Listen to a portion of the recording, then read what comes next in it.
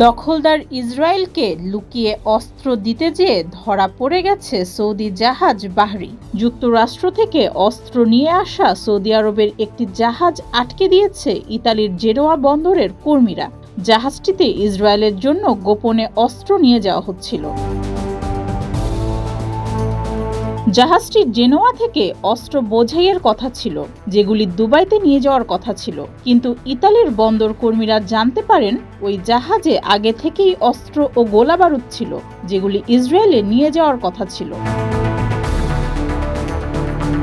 এরপর জাহাজটিতে অনেকটা জোর করেই প্রবেশ করেন বন্দরের 40 কর্মী। তখন তারা ইসরায়েলের জন্য আনা অস্ত্রের খোঁজ পান।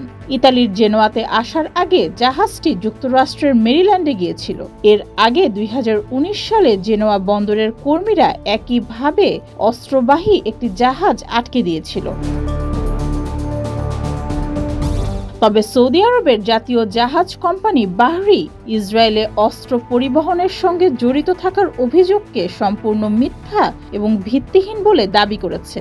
বাহরি স্পষ্ট করে জানিয়েছে তারা কখনো ইসরায়েলের কোনো পণ্য বা চালান পরিবহন করেনি এবং কোনোভাবেই এই ধরনের অভিযানে জড়িত হয়নি।